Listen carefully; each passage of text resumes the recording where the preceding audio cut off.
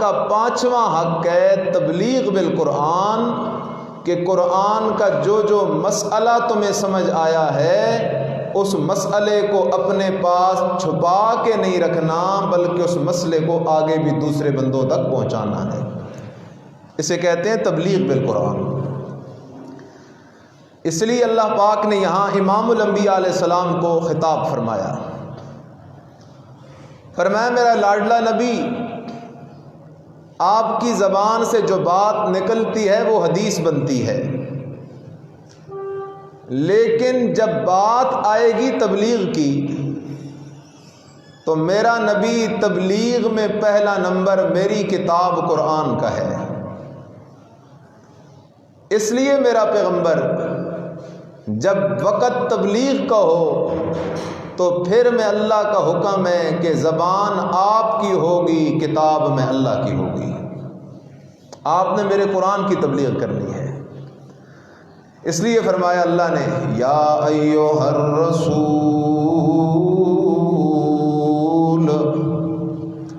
اے میرے پیارے رسول، اے میرا پیارا پیغمبر، بلغ بلغ بلغ، تبلیغ کر تبلیغ کر تبلیغ کر۔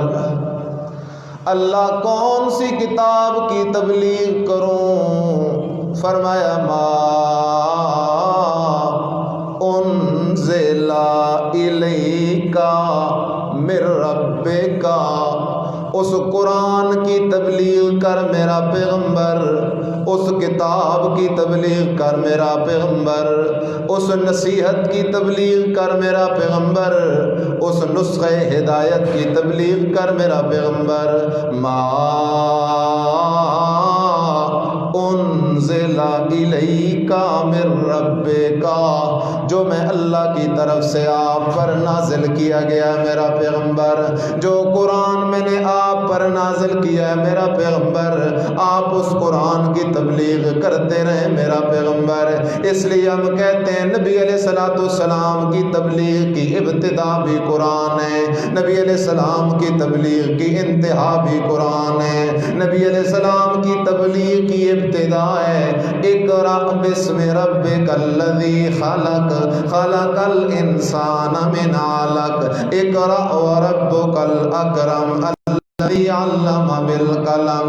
اور نبی علیہ السلام کی تبلیغ کا آخری اعلان ہے الیوم اکملت لکم دینکم واتممت علیکم نعمتی ورضیت لکم الاسلام دینا۔ اللہ نے فرمایا میرا پیغمبر قرآن کی تبلیغ کر، قرآن کی تبلیغ کر، قرآن کی تبلیغ کر۔ آگے فرمایا وَإِن لَّمْ تَفْعَلْ فَمَا بَلَّغْتَ رِسَالَتَهُ، میرا پیغمبر اگر آپ نے قرآن کی تبلیغ نہ کی، یا کچھ قرآن کی تبلیغ کی اور کچھ قرآن کی تبلیغ نہ کی، کچھ آیتیں لوگوں کو سنا دیں، کچھ آیتیں لوگوں کو نہ سنائیں، تو میرا پیغمبر میں اللہ کا اعلان سن، فما بلغت رسالتا، تو گویا کہ آپ نے رسالت کا حق کی ادا نہ کیا۔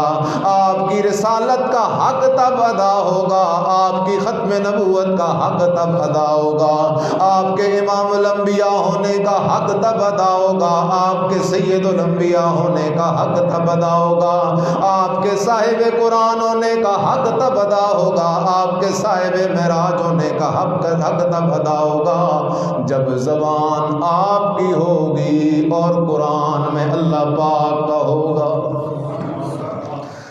اس لیے نبی علیہ السلام نے قرآن کی تبلیغ کی صرف کی ہی نہیں بلکہ تبلیغ کرنے کا حق ادا کر دیا۔ تبلیغ کرنے کا کیا ادا کر دیا؟ حق ادا کر دیا۔ اس لیے نبی علیہ الصلوۃ والسلام آخری ایام میں صحابہ سے پوچھتے تھے، او میرے مریدو، کیا میں نے تمہیں قرآن کے سارے مسائل پہنچا دیے یا کوئی نہ؟ صحابہ کہتے اللہ کے نبی، آپ نے ہم تک قرآن کے سارے مسئلے پہنچا دیے، بلکہ پہنچانے کا حق ادا کر دیا ہے۔ نبی علیہ السلام نے قرآن کی تبلیغ کی اور پھر اپنے امتیوں کو نبی علیہ السلام نے حکم فرمایا بلغوا انی ولو آیا، او میرے صحابہ اگر تمہیں مجھ سے ایک آیت بھی سیکھنے کو مل جائے، بلغوا انی ولو آیا، تم اس آیت کو لے کے آگے تبلیغ شروع کر دیا کرو، آگے قرآن کی وہ آیت لوگوں کو سنانا شروع کر دیا کرو۔ اس لیے میں کہتا ہوں میرا دوست، اگر تبلیغ کے نصابوں میں کسی نصاب کا سب سے پہلا نمبر ہے تو اس کا نام قرآن ہے۔ اس کا نام کیا ہے؟ اس لیے کہ تبلیغ کے باقی جتنے نصاب ہیں وہ انسانوں کے ترتیب دیے ہوئے نصاب ہیں، وہ انسانوں کے لکھے ہوئے نصاب ہیں۔ ان نصابوں میں غلطیاں موجود ہیں، ان نصابوں کے اندر شک کی گنجائش ہے، ان نصابوں کے اندر غلطی کی گنجائش ہے۔ سارے کے سارے نصاب انسانوں کے ترتیب دیے ہوئے ہیں، لیکن قرآن والا نصاب کس کا ترتیب دیا ہوا ہے؟ اللہ کا ترتیب دیا ہوا ہے۔